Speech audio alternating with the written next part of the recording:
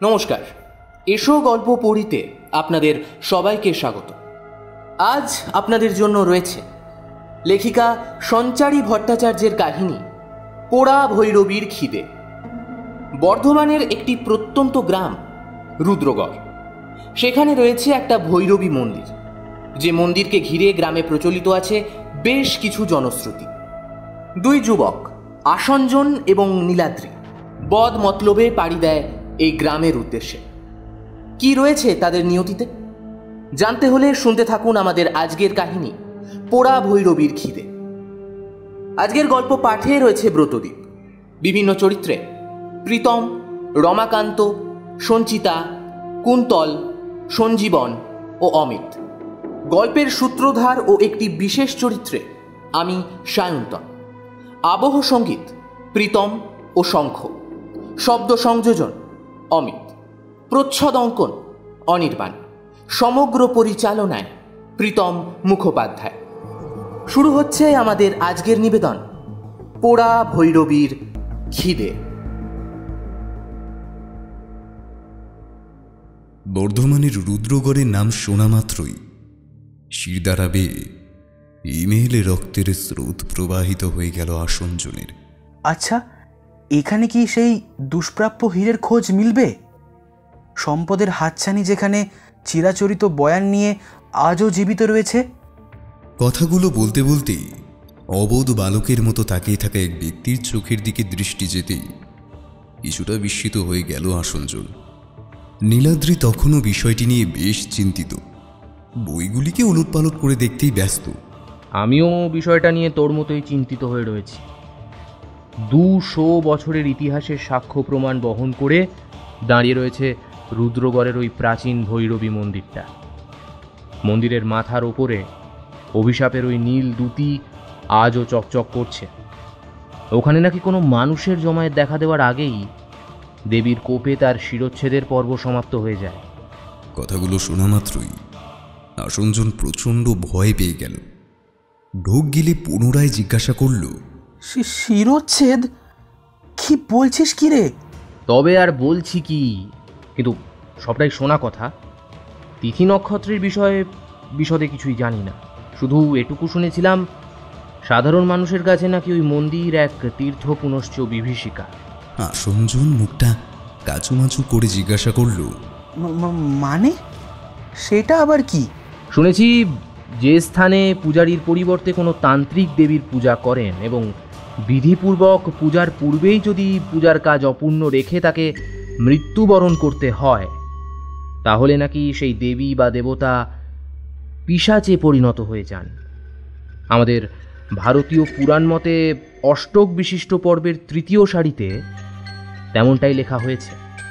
ঋষিমুনিদের ভীতি শুধু বইয়ের ওই পাতাগুলোতেই সীমিত হয়ে থেকেছে এমনটা নয়, তাদের সাথে বাস্তবের এক অনাবশ্যক মিলও রয়েছে। আর সেই জন্যই হয়তো ওই রুদ্রগড়ের ইতিহাস এতটাই ভয়াবহ। ভাই, তাই বলে সবটা জেনেও আমরা তবুও আমরা যাব, যেতে যে আমাদের হবে। এমন রহস্যের উদ্ঘাটনের সুযোগ যে না হলে আর পাওয়াই যাবে না। আর প্রাণের ঝুঁকি? আরে সে তো ভাগ্যের ওপরে ভাই। একটা কাজে হাত দেওয়ার আগেই যদি ফলাফলের চিন্তা শুরু করে মানুষ, তাহলে সে কোনোদিনও সেই কাজে সফলতা লাভ করতে পারবে না। তাই এত চিন্তা না করে আগামীকাল রওনা দেওয়ার জন্য প্রস্তুতি নিয়ে ফেলি। যা। নীলাদ্রির কথাগুলোর মধ্যে কিছুটা অসামঞ্জস্যতা প্রতীয়মান হওয়া সত্ত্বেও আসঞ্জনের কাছে বাস্তবের ইতিবৃত্ত নিয়ে চিন্তাভাবনা করাটাই সব থেকে বেশি গুরুত্বপূর্ণ হয়ে উঠেছিল। তাই অতীতের পুনরাবৃত্তি না ঘটিয়ে সে বলল, বেশ, তবে তাই হোক। তাহলে আগামীকাল আমরা রুদ্রগড়ের উদ্দেশ্যে রওনা দিচ্ছি। পরের দিন সকাল হতেই তারা রুদ্রগড়ের উদ্দেশ্যে বেরিয়ে পড়ল। পথে যেতে যেতে একাধিক অনতিক্রম্য বিপদের সম্মুখীন হতে হল, তবু মনের মধ্যে থেকে যাওয়া অজানাকে জানবার নেশাই তাদেরকে গন্তব্যের দিকে এগিয়ে নিয়ে যেতে শুরু করেছিল। বর্ধমানে পৌঁছতে পৌঁছতেই সন্ধে হয়ে গেল। গ্রামের সীমান্তে দাঁড়িয়ে আসঞ্জনের এক অদ্ভুত অস্বস্তি অনুভূত হলো। ভাই, আমার না কীরকম একটা মনে হচ্ছে জানিস। মনে হচ্ছে আমরা কোনো ভুল জায়গায় এসে পৌঁছেছি। এখানকার হাওয়ার গতিবিধি প্রমাণ করে দিচ্ছে এখানে এখানে কিছু তো একটা রয়েছে। আমাদের অজ্ঞাত হলেও বিষয়টার উপস্থিতি কিন্তু বেশ পাকাপোক্তভাবেই গোটা পরিসরটাকে ঘিরে রয়েছে। নীলাদ্রি, তুই কি কিছুই আন্দাজ করতে পারছিস না? আরে দূর পাগল, তুই যদি এখন থেকেই এতটা ভয় পেয়ে যাস তাহলে কিভাবে হবে বলতো ভাই? গ্রামের প্রান্তে দাঁড়িয়ে যদি গ্রামের সব ইতিহাসটা পড়ে ফেলার দায়িত্ব নিয়ে ফেলিস তাহলে তো কম্মসারা বলতে হবে। নে নে চল, এবারে কোথায় হবে। আহা, আকাশের মুখটাও যে বেশ ভার মনে হচ্ছে। নীল আলোর রশ্মি পর্দা ভেদ করে বারে বারে গর্জনের ভঙ্গিতে কি যেন একটা বলে দিয়ে যেতে চাইছে। মনে তো হচ্ছে এবার মেঘ গর্জন করে উঠবে, আর সেই আলোয় আমরা আমাদের হীরের সন্ধান পাব। কি বলিস? আসঞ্জন একইভাবে মুখটা ভার করে রইল, তারপর বলল, দেখ, অত শত বুঝি না বাপু, এমন অ্যাডভেঞ্চারের মর্মার্থই বা ঠিক কি? তুই বল, এখানে কি আদৌ কিছু খুঁজে পাওয়া সম্ভব? আরে বাবা, গ্রামে তো লোকজন রয়েছে নাকি? তুই একা একা এখানে এসেই যে একেবারে বাজিমাত করে দিবি এমনটা তো নাও হতে পারে। আসঞ্জনের কথাগুলির মধ্যে বেশ কিছুটা সত্যতার পাশাপাশি আপেক্ষিক ভয় সামিল হয়ে থাকায় তার এই দুই নৌকোয় পা দিয়ে চলার বিষয়টিকে কিছুতেই স্বাভাবিক বলে মনে করল না নীলাদ্রি। তাকে উদ্দেশ্য করে বলল, এই এই দেখেছিস দেখেছিস তো মেঘ গর্জন করে উঠল। আকাশের মুখটা আজকে সকাল থেকেই কেমন গোমড়া হয়ে রয়েছে। তারপরে আবার গ্রামের এই পরিবেশ, নিষ্প্রাণ কোনো একটা স্থানে এসে পড়েছি বলে মনে হচ্ছে, যেখানে প্রাণের কোনো অস্তিত্ব নেই বললেই চলে। আকাশের প্রান্তস্থ কালো মেঘটা ভ্রুকুটি করে উঠতে এক রাশ দমকা হাওয়া ওদের গায়ে এসে লাগল। ঠান্ডার স্পর্শের সাথে সাথে বেশ কিছুটা ধূলিকণা উড়ে এসে লাগলো তাদের গায়ে। চোখটা দুজনেই ঢেকে ফেললেন। আসঞ্জন কোনো রকমই নিজেকে সামলে উঠে বলল, মনে হচ্ছে ঝড় উঠেছে। এই অবস্থায় আমরা তো কিছুই খুঁজে পাবো না। গ্রামের সীমান্তে দাঁড়িয়ে মন্দির খুঁজে পাওয়ার কাজ শুধু কঠিনই নয়, কঠিনতর। নীলাদ্রি কোনো রকম নিজেদের গতিবিধি সামলে একটি বটগাছের তলায় গিয়ে দাঁড়ালো। আকাশের ভার করা মুখের দিকে আরেকবার তাকিয়ে বলল, মনে হচ্ছে আজ অমাবস্যা, সেই জন্যই কিছু বোঝা যাচ্ছে না। মেঘ যেভাবে আকাশটাকে ঢেকে ফেলেছে তার দ্বারা এমনিতেই বোঝার জো নেই যে আজকে অমাবস্যা নাকি পূর্ণিমা। তবে তিথি যাই হোক না কেন, এর ফল যে খুব একটা ভালো হবে না তা বেশ পরিষ্কারভাবেই বুঝতে পারছি। কারণ যাত্রার প্রথমেই যদি এমনটা দেখতে পাওয়া যায় তাহলে পরে যে কি হবে কে জানে। না জানি আরও কত বিপদের অপেক্ষায় অপেক্ষমান এই দুটো চোখ, বলা মুশকিল। আসঞ্জনের কথা শেষ হতেই মুষলধারে বৃষ্টি শুরু হলো। সেই বৃষ্টির চাদরে ঢেকে গেল উড়ো ধুলোর কিছু রেশ। শেষবারের মতো সেটি পায়ের কাছে আছড়ে পড়ে আবার কোথাও একটা গায়েব হয়ে যেতে লাগলো। প্রতিকূলতা যে কখনোই মানুষের কেন্দ্রবিন্দুর উপরে বিরাজ করে না, সেটি এই আবহাওয়ার পূর্বাভাসই প্রমাণ করে দিয়েছিল। পায়ে পায়ে জড়িয়ে যাচ্ছিল কিছু লতা গুল্মের শাড়ি। গ্রামের এই নৈরাজ্যের মধ্যেও কোথাও যেন এক আশঙ্কার শিখা দপদপ করে জ্বলে উঠে আবার নিভে যাচ্ছিল। শিথিল হয়ে যাওয়া চোখগুলো অপেক্ষা করছিল বৃষ্টি থামার, কিন্তু এই দুর্নিবার গতিতে ঝরে পড়া বৃষ্টির রেস যেন বাদ মানতেই চাইছিল না। অগত্যা কোনো উপায় না দেখে নীলাদ্রি বলে উঠল, ছাড় ছাড় ছাড়, এভাবে কতক্ষণ অপেক্ষা করব? গ্রামের ভেতরে প্রবেশ করলে একটা না একটা আস্তানা ঠিকই খুঁজে পেয়ে যাব। মনে হচ্ছে এখানে দাঁড়িয়ে এভাবে অপেক্ষা করতে থাকলে ভোর হয়ে যাবে। আমরাও কিছুতেই আর রাতের মধ্যে কাজটা সেরে ফেলতে পারবো না। মানুষের নিয়তির লেখন নাকি কোনোদিনও পরিবর্তন করা যায় না। এই দুর্যোগের রাতে এই দুই বন্ধু নিজের ভাগ্য পরিবর্তনের আশায় এগিয়ে যেতে লাগল। বৃষ্টির বেগ ক্রমে বেড়েই চলল। শান্ত স্নিগ্ধ পরিবেশের পরিবর্তে হাতছানি দিয়ে ডাকছিল করাল বদনা কোনো এক প্রভাব বিস্তারকারী শক্তি, যে শক্তি অজ্ঞানতার ভিড়েও কোনোদিন নিজেকে সামলে রাখতে পারেনি। তেমন কোনো শক্তির ভবিষ্যৎ রচনার দায়িত্ব অর্পিত ছিল এই দুই অবুঝের কাঁধে। তারা না জেনে বুঝেই গ্রামের ভিতরে পা রাখল। পা রাখার সাথে সাথে একটি শক্ত গাছের ডাল মর্মর শব্দ করে তাদের সামনে ভেঙে পড়ল। মনে হলো কোনো শক্তি যেন তাদের দুরভিসন্ধির কথা টের পেয়েছে, আর সেই কারণে এভাবে তাদের গতি রোধ করতে চাইছে। বিষয়টিকে তোয়াক্কা না করেই আসনজন আরও কিছুটা এগিয়ে গেল। বড় ডালটিকে টপকে সামনের দিকে পা রাখতেই একটি ঘণ্টার ধ্বনির শব্দ কানে ভেসে এলো। নীলাদ্রি, তুই শুনতে পাচ্ছিস? কোথাও মন্দিরের ঘণ্টা বাজছে মনে হচ্ছে না? আসনজনের কথাগুলি শুনে বেশ কিছুটা ঘাবড়ে গেল নীলাদ্রি। তারপর বলল, এ তো অস্বাভাবিক, অসম্ভব। যে মন্দির এক প্রকার বন্ধ হয়ে পড়ে থাকে সেখানে ঘন্টা বাজবে কিভাবে? এটা কোনো কালই সম্ভব নয়। আমরা আমরা আমরা বোধহয় ভুল শুনছি।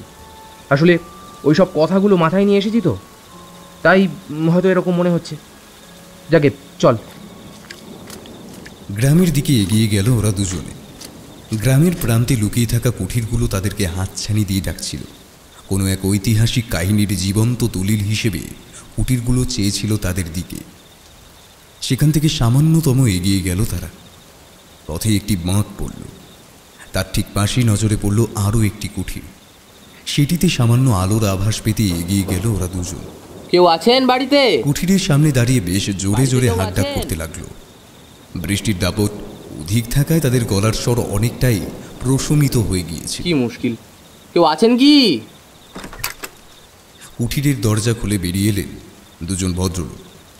ওদেরকে দেখা মাত্রই তারা দুজনেই বেশ ভয় পেয়ে গেলেন। ওদের মধ্যে থেকেই একজন নীলাদ্রিকে উদ্দেশ্য করে জিজ্ঞাসা করলেন, আপনারা কারা? এই অমাবস্যার দুর্যোগের রাতে কাকে খুঁজতে এসেছেন? আপনাদের সাথে কেউ এসেছেন নাকি আপনারা একাই?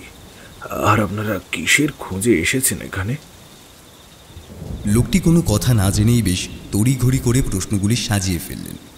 নীলাদ্রি ফ্যালফ্যালে দৃষ্টিতে ওই লোকটির দিকে কিছুটা সময় তাকিয়ে থাকবার পর তাকে উদ্দেশ্য করে বলল, আগে আপনি যদি অভয় দেন তবে বলতে পারি। নীলাদ্রির এই একটি বাক্যের মধ্যেই শান্তির বার্তা ছলকে পড়ল। লোকটির কঠোর দৃষ্টিতে আস্তে আস্তে ম্লান হতে শুরু করেছিল।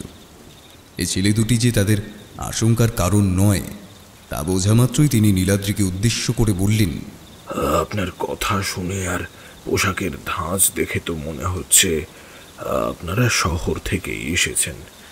তা এত রাতে এইভাবে এখানে আসার কারণটা না হয় আপনাদের মুখেই শুনব। আসুন, ভেতরে আসুন। এইভাবে বাইরে দাঁড় করিয়ে রাখলে অতিথির অনাদর হবে। তার চেয়ে আপনারা বরং ভিতরে আসুন। লোকটি দরজাটা আরেকটু ফাঁক করতেই নীলাদ্রি ও আসনজন ঘরে প্রবেশ করল।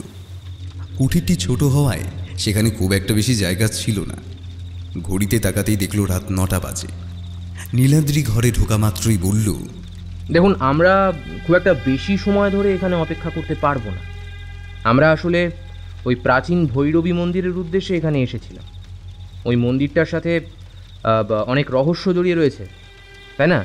কিন্তু গ্রামের প্রান্তে এসে পৌঁছলেও সেভাবে কিছুই আমাদের নজরে পড়েনি। আপনারা কি দিতে পারবেন সেই মন্দিরের নির্দেশ? নীলাদ্রির মুখে কথাগুলি শোনা মাত্রই লোকটি ঘাবড়ে গেলেন। এরপর নিজেদের পরিচয় দিয়ে বললেন, আমি এই গ্রামের প্রধান, আর ইনি আমার ভ্রাতা বটুকেষ্ট। আমরা দুজনেই অবিবাহিত। দুজনেই ওই মন্দিরের পূজা ও অন্যান্য কাজের সাথে যুক্ত থাকায় আর বিবাহ করতে পারিনি। তবে আমরা কেবল দিনের বেলাতেই পূজা করি। রাতের বেলা মন্দিরের দরজা বন্ধ করে চলে আসতে বাধ্য হই। আসলে ওই মন্দির অভিশপ্ত, কিন্তু তবুও আমরা দেবীকে তুষ্ট করার জন্যই বিধি মেনে পূজা অর্চনার কাজ এগিয়ে নিয়ে যেতে চেয়েছি। এখন জানি না যে এই গ্রামের উপর থেকে দেবীর রোষ কবে দূর হবে। প্রধানের কথাগুলো কানে যেতেই তার দিকে লোলুপ দৃষ্টি নিয়ে তাকালো নীলাদ্রি। অমাবস্যার ওই ঘোরের অমানিসা যেন তাকেও গ্রাস করে ফেলেছিল। নিজের ভিতরে লুকিয়ে থাকা এই দুর্দমনীয় লোককে কোনো রকমের সম্বরণ করে সে জিজ্ঞাসা করল, আচ্ছা, আপনারা কি আমাদেরকে ওই মন্দিরের খোঁজ দিতে পারেন?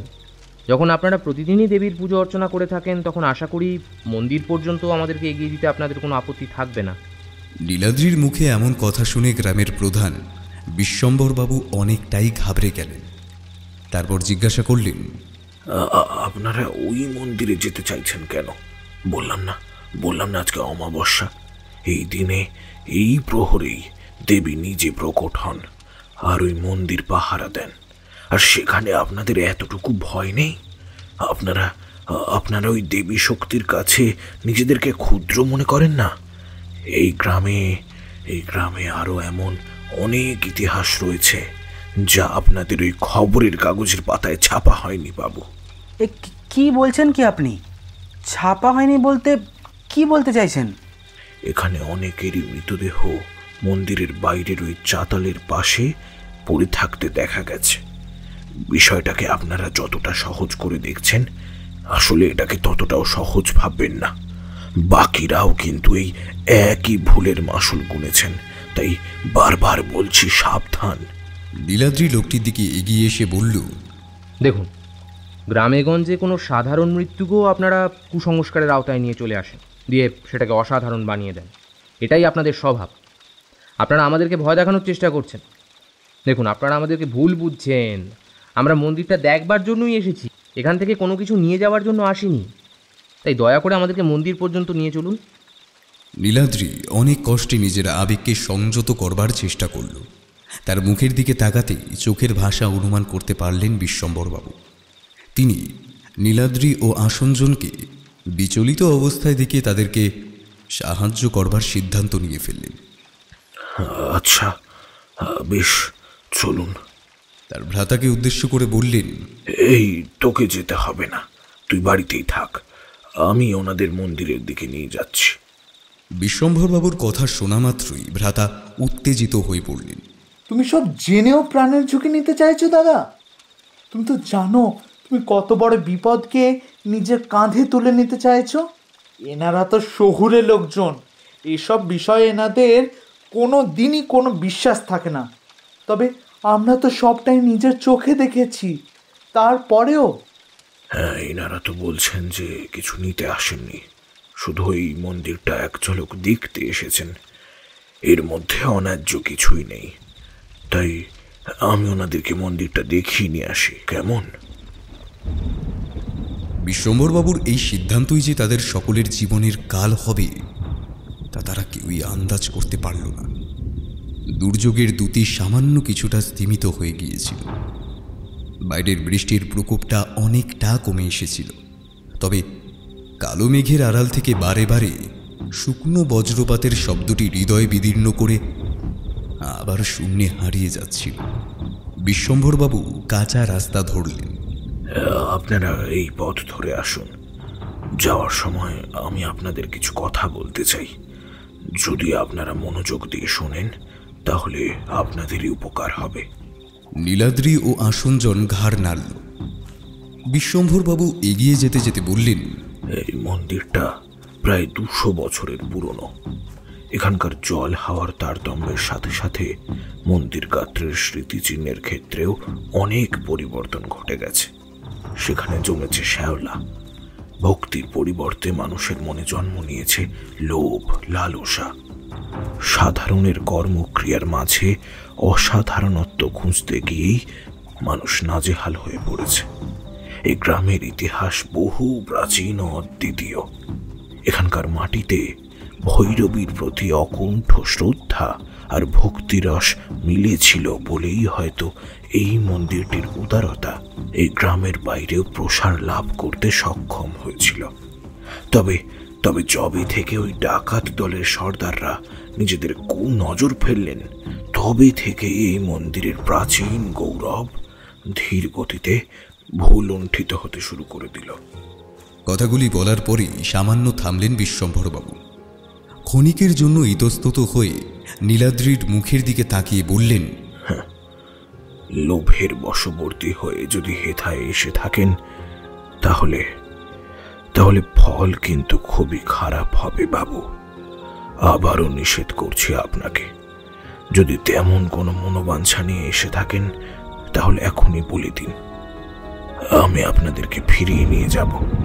কথাটি শেষ করা মাত্রই হঠাৎ বিদ্যুৎ গর্জে উঠল।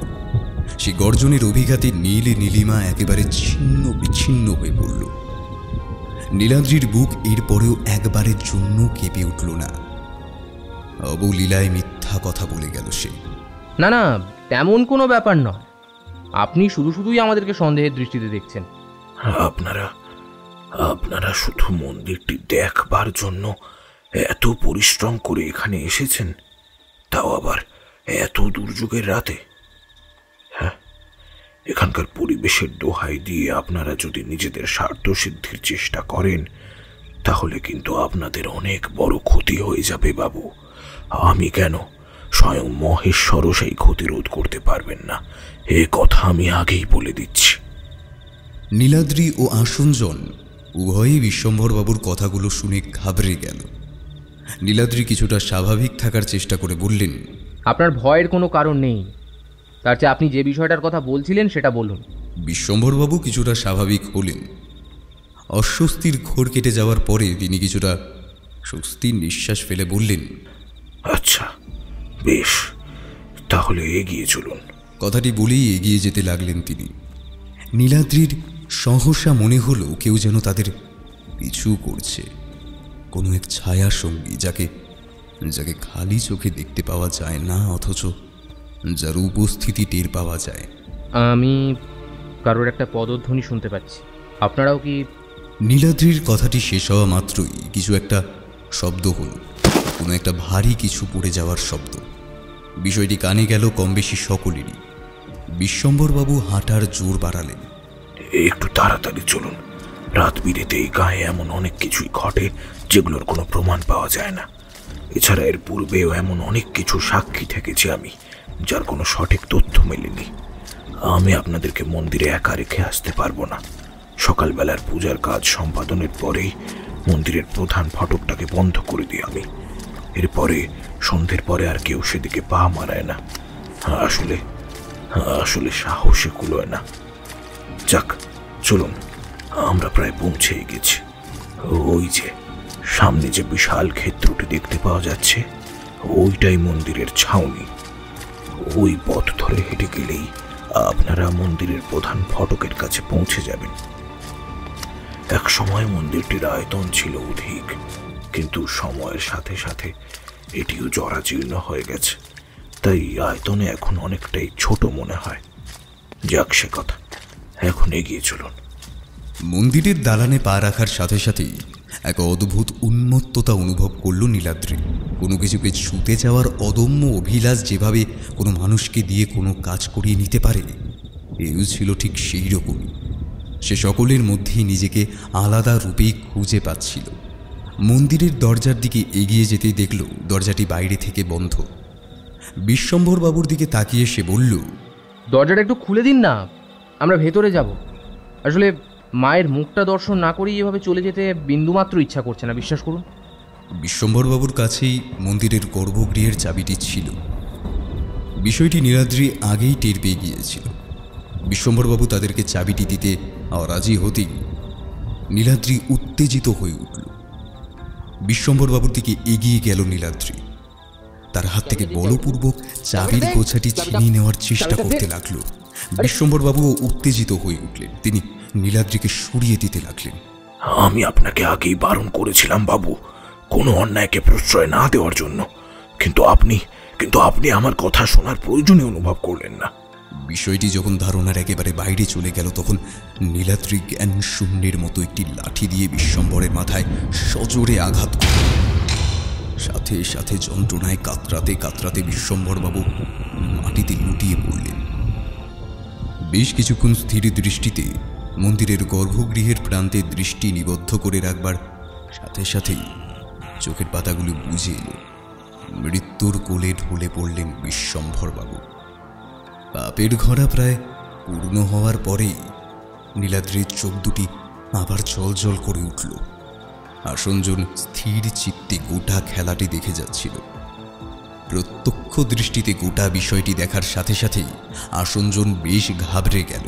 এরপর নীলাদ্রিকে জিজ্ঞাসা করল, এ তুই কি করলি নীলাদ্রি?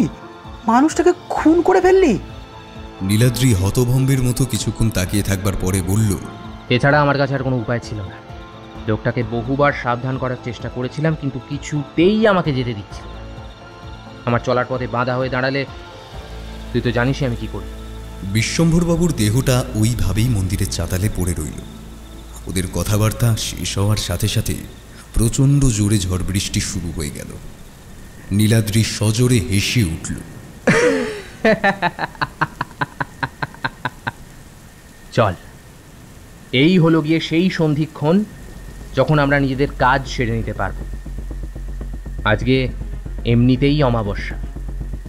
শুনেছি মন্দিরের গর্ভগৃহে নাকি মধ্যরাতে এক নীল জ্যোতি প্রবাহিত হয়।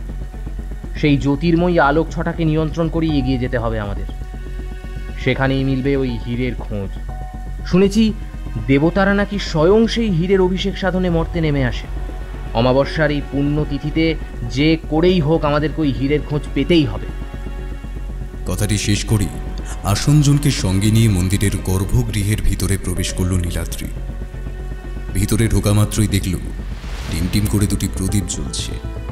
সেই আলোয় আলোকিত গর্ভগৃহের চতুর্দিক, চারিপাশে নানা প্রকৃতির মন্ত্র অঙ্কিত রয়েছে।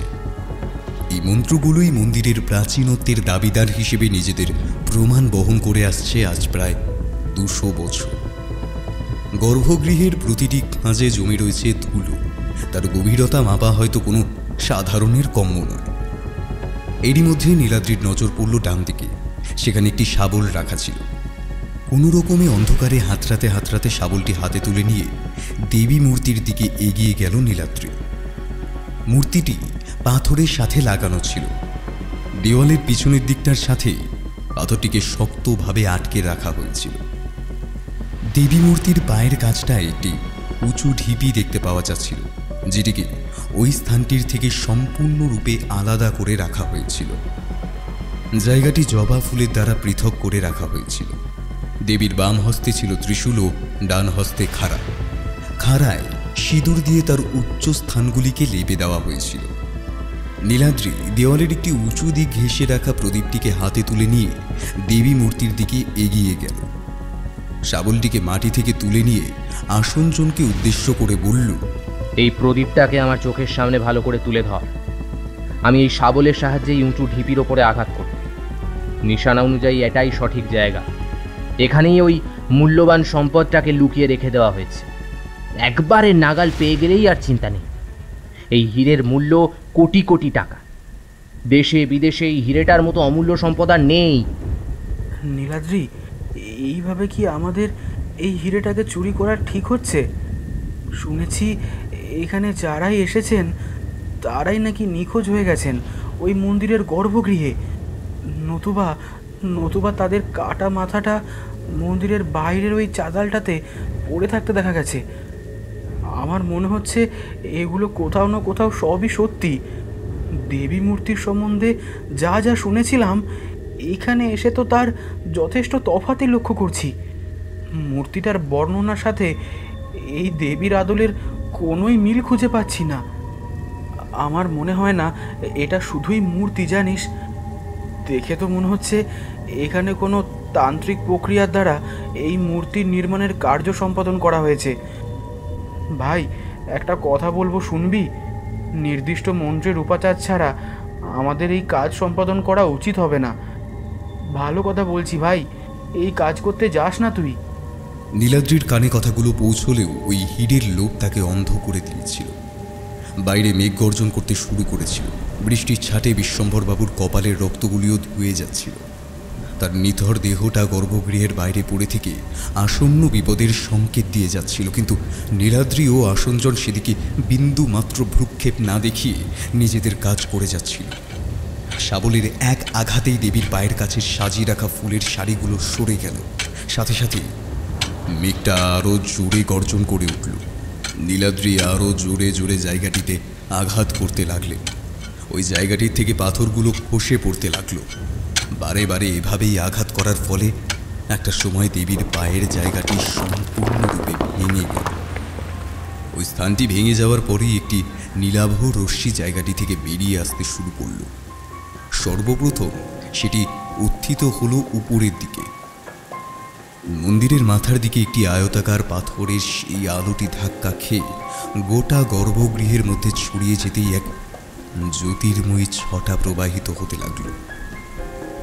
সেই আয়তাকার অঞ্চলটির সাথে ধাক্কা খেয়ে রশ্মিটি সরাসরি এসে পড়ল দেবীর শিরে। সেখান থেকে নীলাভ রশ্মি বিচ্ছুরিত হতে শুরু করল। এরপরে সেটি চতুষ্কোণ নির্মাণ করে দেবীর পায়ের কাছে পড়ে থাকা ওই পাথরটির মধ্যে সমাহিত হয়ে গেল। পুরাতন কোনো একটি মন্দিরের গর্ভে যে এইরকম নিয়মানুবর্তিতার মধ্যে কোনো একটি পাথরকে সুরক্ষিত রাখা সম্ভব, সেটি দেখা মাত্রই হতচকিত হয়ে গেল দুজনে। নীলাদ্রি হাত বাড়ালো পাথরটার দিকে। বাইরের হাওয়ার বেগ আরো প্রখর হল। দেবীর শরীর থেকে এক ঊর্জা প্রবাহিত হতে শুরু করল। মনে হলো যেন কোনো অতি প্রাকৃতিক শক্তি তাদেরকে দেবী মূর্তি স্পর্শ করার হাত থেকে দূরে সরিয়ে রাখতে চাইছে। জায়গাটি এক নিরবিচ্ছিন্ন অদৃশ্য শক্তিপিণ্ডে রূপান্তরিত হয়ে গিয়েছিল। নীলাদ্রি যতবার হাতটা বাড়ানোর চেষ্টা করেছিল ততবার শরীরে এক অসহ্য ব্যথা অনুভব করেছিল। সে আসনজনকে উদ্দেশ্য করে বলল, তুই প্রদীপের শিখাটাকে এদিকে ভালো করে ধরে রাখ। আমি কিছুতেই ওই দিকে যেতে পারছি না।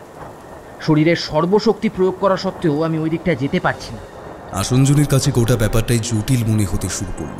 তবু নীলাদ্রির কথা মতন কাজগুলো করে যেতে বাধ্য হল সে। এক হাতে প্রদীপটিকে ধরে রেখে অন্য হাত দিয়ে নীলাদ্রিকে শক্ত করে ধরে রাখল আসনজন। তার হাতের উপরে ভর দিয়ে নীলাদ্রি মূর্তির দিকে এগিয়ে গেল। এরপরে অনেক কষ্টে লাল কাপড়ে মোড়া সেই মহামূল্যবান পাথরটিকে বার করে আনল। পাথরটিকে বার করে আনার সাথে সাথেই পাথরের মূর্তিটির তলদেশের অংশটি ভেঙে গেল। শাবলের আঘাতে দেবী মূর্তির অনেকাংশই ক্ষতিগ্রস্ত হল। নীলাদ্রি সেই দিকে বিন্দুমাত্র নজর দিল না। মূর্তিটিকে ভগ্ন অবস্থায় রেখে বাইরে বেরিয়ে এলো। আসনজনও প্রদীপটিকে ওখানেই ফেলে রেখে চলে এলো। বাইরের তীব্র হাওয়ার বেগে প্রদীপের শিখাটি নিভে গেল। মন্দিরের বাইরের দিকটা অন্ধকারে আচ্ছন্ন হয়ে পড়েছিল। সম্মুখে কিছুই নজরে পড়ছিল না। বিশ্বম্ভরবাবুর শরীরটাও দেখতে পাওয়া গেল না। নীলাদ্রি তৃপ্ত কণ্ঠে বলল, ওই দিকে নজর দিয়ে সময় নষ্ট করার কোনো অর্থ হয় না আসনজন। আমাদেরকে গ্রামের সীমান্তের দিকে এগিয়ে যেতে হবে। ভোর হওয়ার আগেই এখান থেকে বেরিয়ে যেতে হবে। এই নে, এই হিরেটাকে আপাতত এই কাপড়ের মধ্যে ভরে নে। হ্যাঁ, এর দ্বারা এর থেকে বেরিয়ে আসা আলোক রশ্মিগুলোকে আটকে রাখা সম্ভব হবে। ভোর হওয়ার আগে এখান থেকে বেরোতে না পারলে গ্রামের লোকেরা আমাদেরকে খুনি সাব্যস্ত করে এখানেই পুঁতে ফেলবে। এখানকার মানুষের মধ্যে কুসংস্কারের বীজটা এমনভাবে গেঁথে রয়েছে যেটা থেকে বেরোনো কোনোভাবেই সম্ভব নয়। তাই সময় নষ্ট করিস না। আসনজন ওর কথাগুলি শুনল। তারপরেই জিজ্ঞাসা করল, সবই তো বুঝলাম, কিন্তু কিন্তু বিশ্বম্ভরবাবুর মৃতদেহটা গেল কোথায়? এখানে তো দেখতে পাচ্ছি না। এছাড়া বাইরে প্রবল বৃষ্টি হচ্ছে, সেই সাথে মেঘের গর্জন। এই অবস্থায় আমরা গ্রামের সীমান্তে পৌঁছবো কি করে? তার চেয়ে বরং এক কাজ করি, চ আমরা মন্দিরের ভেতরে গিয়েই আজকে রাতটা কোনো রকমে কাটিয়ে দিই। তারপরেই না হয় এখান থেকে বেরিয়ে পড়ব। এতে অসুবিধে কোথায়? না না না, কোনোভাবেই না। আমরা ঠিক ধরা পড়ে যাব। যেভাবেই হোক আমাদেরকে এখান থেকে বেরোতে হবে। যে মারা গেছে তাকে নিয়ে ভেবে কি হবে? নিজেরা প্রাণ বাঁচিয়ে ফিরতে পারলে তবেই এক উজ্জ্বল ভবিষ্যতের কথা চিন্তা করতে পারবে। ওরা প্রবল ঝড় বৃষ্টির মধ্যে এগিয়ে যেতে শুরু করল। কিছুটা এগোতেই পিছন থেকে এক বৃদ্ধের গলা শুনে থমকে দাঁড়ালো দুজনে। ও ভাই, শুনছো? ও ভাই। ওই ঝড়ের মধ্যেও তার কণ্ঠস্বরটি এতটা স্বচ্ছভাবে কিভাবে তাদের কানে এলো, এটা জানা মাত্রই দুজনে চমকে উঠল। পিছনে ঘুরতেই দুজনে আরো অধিক মাত্রায় ঘাবড়ে গেল। নীলাদ্রি গম্ভীর কণ্ঠে জিজ্ঞাসা করল, এত রাতে আপনি এখানে কি করছেন? আর তাছাড়া আপনি কে? আমাদেরকে এভাবে পিছন থেকে ডাকছেন কেন? জানেন না পেছন থেকে ডাকা অশুভ? ওদের কথা শুনে বৃদ্ধ লোকটি লণ্ঠন হাতে এগিয়ে গেলেন। তারপরে লণ্ঠনটিকে নীলাদ্রির মুখের খুব কাছে নিয়ে এসে বললেন, যখন কেউ কোনো অশুভ কাজ করে তখনই তো অশুভ ছায়া তাদের পিছু নেয়। তোমরা কি সেরকম কোনো কাজ করেছো নাকি? বৃদ্ধের কথাটি শোনা মাত্রই নীলাদ্রির শরীর বেয়ে ঘাম ঝরতে শুরু করল। সে বৃদ্ধটিকে উদ্দেশ্য করে জিজ্ঞাসা করল, কেন? আপনার কি আমাদের দেখে তেমন কিছু মনে হচ্ছে নাকি? বৃদ্ধটির চোখের ভাষা ছিল বড়ই অদ্ভুত। তিনি নীলাদ্রিকে উদ্দেশ্য করে বললেন, ঠিক ভুলের হিসাবটা করার আমি কে? সে তো স্বয়ং ভৈরবী মায়ের হাতে গো। আমি তো কেবল তোমাদেরকে রক্ষা করতে এসেছিলাম। এই দুর্যোগের রাতে তোমরা কোথাও হারিয়ে গেলে নিজেরাই বিপদে পড়বে। তার চেয়ে যদি কিছু মনে না করো, দুটো কথা জিজ্ঞাসা করতে পারি কি? বৃদ্ধের কথাগুলি শুনে আসঞ্জন কিছুটা আশ্বস্ত অনুভব করায় জিজ্ঞাসা করলেন, আপনি কি কথা জিজ্ঞেস করতে চান? বৃদ্ধটি সামান্য কেশে জবাব দিলেন, এখন হাওয়ার বেগ আগের থেকে কিছুটা কমেছে, বৃষ্টির রেশটাও প্রায় পড়ে এসেছে, তবে পথ এখনো কর্দমাক্ত পিচ্ছিল। এই অবস্থায় তোমাদের একা একা যাওয়া ঠিক নয়। তাছাড়া আজকে তো অমাবস্যা, ভৈরবী মায়ের বিচরণের দিন। এই দিন কাউকেই মন্দিরের পাশে ঘেঁষতে দেখা যায় না। তাহলে তোমরা এখানে দুটিতে কি করছিলে? মন্দিরের দরজা তো দেখছি ভেজানোই রয়েছে।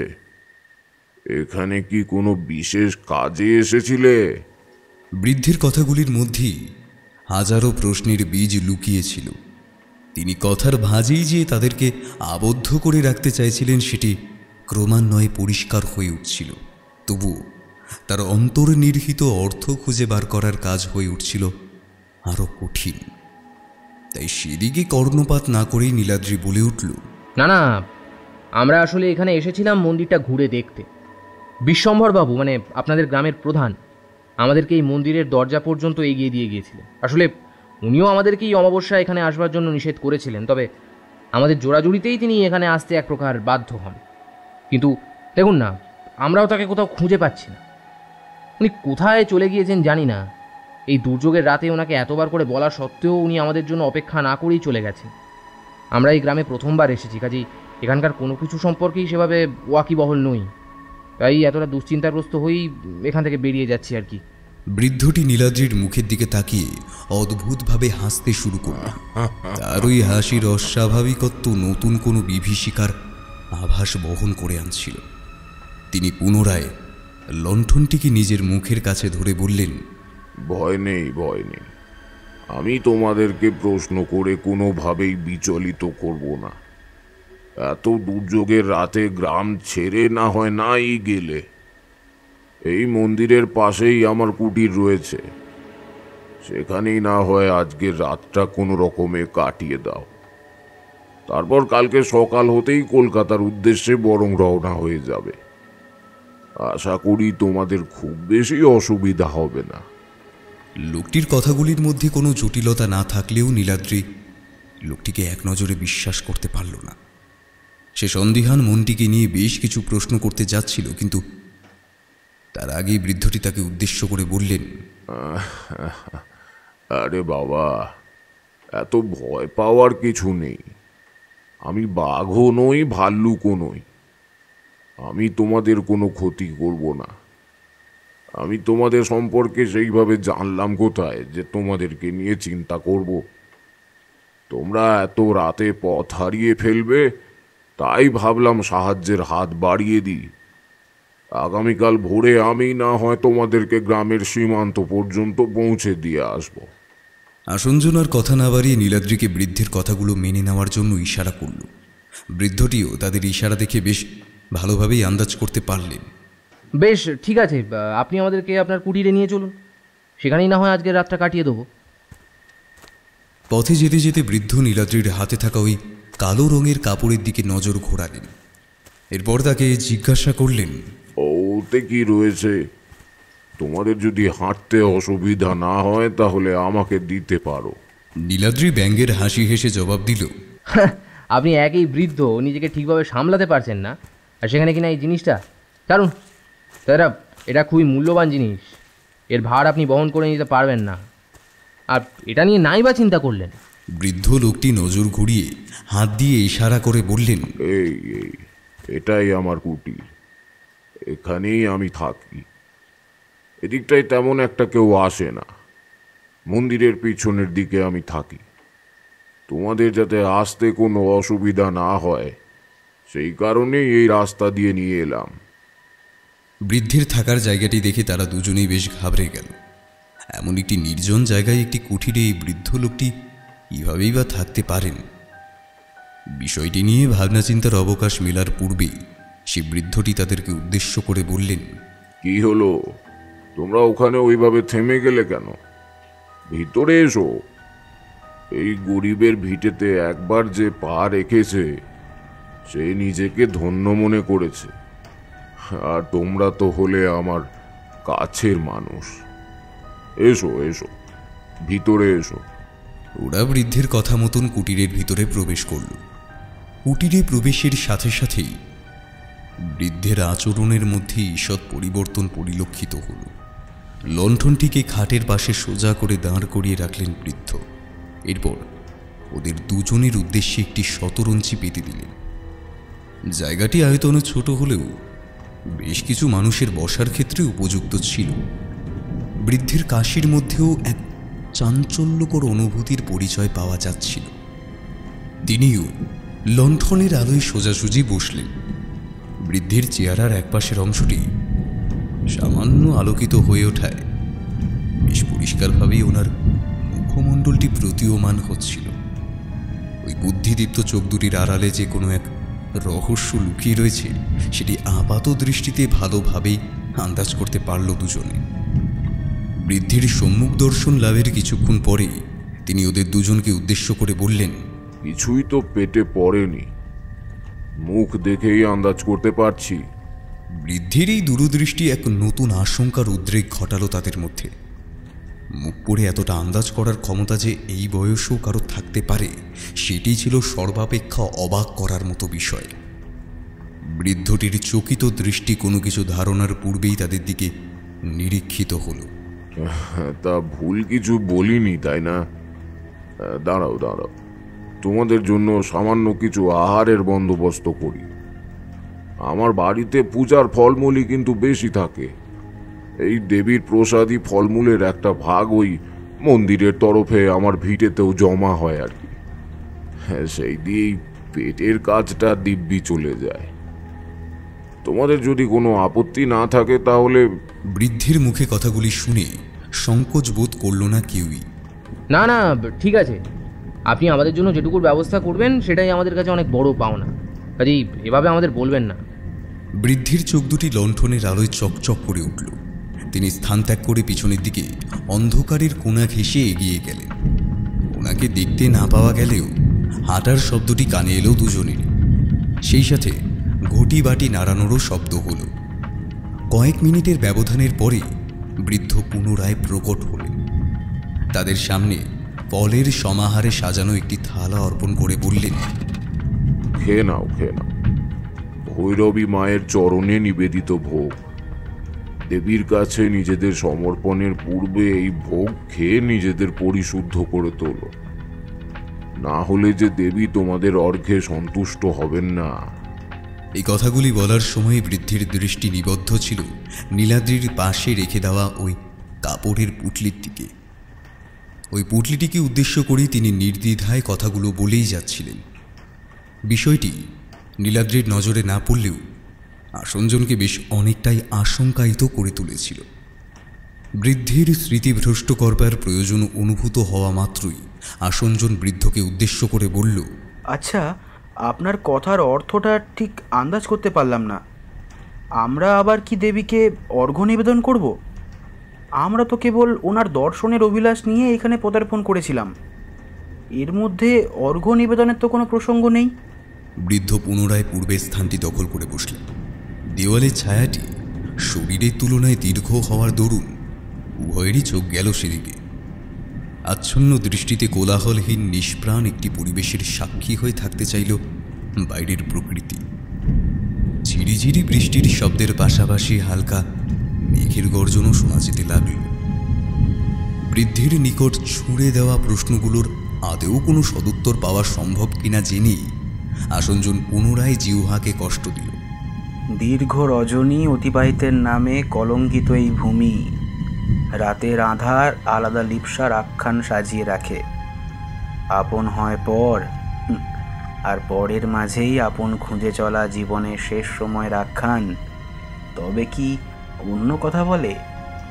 বৃদ্ধ ওই রঙ্গরসের সঠিক অর্থ অনুধাবন করতে পারলেও সহসা মুখ খুললেন না।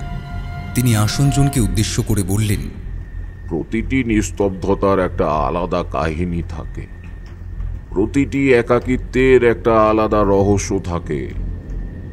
জীবনের আরেক নাম মৃত্যু হলেও মৃত্যুর পরে জীবন প্রাপ্তি আদৌ মিলবে কিনা তা আমাদের কর্ম নির্ধারণ করে। বৃদ্ধের এই উত্তরে দুজনেই বেশ অচকিত হয়ে গেল। নীলাদ্রি সেদিকে মনোযোগ নিবিষ্ট না করে ফল খাওয়ার দিকে তার সমস্ত পরিশ্রম অর্পণ করতে লাগল। আসনজনের কাছে বৃদ্ধের উত্তরের আড়ালে লুকিয়ে থাকা রহস্য অনুসন্ধানের উদ্দেশ্য আরো জটিল হয়ে ওঠায় সে কিছু একটা জিজ্ঞাসা করতে গিয়েও থমকে দাঁড়াল। বৃদ্ধের ওই কাশিটি আবার বাদ সাধল। বৃদ্ধ আসনজনকে উদ্দেশ্য করে বললেন, রহস্য নিজের থেকে তৈরি করার কৌশল তুমি এখনো আয়ত্ত করতে পারোনি। এর জন্য দীর্ঘ সময় ও অনুশীলনের প্রয়োজন।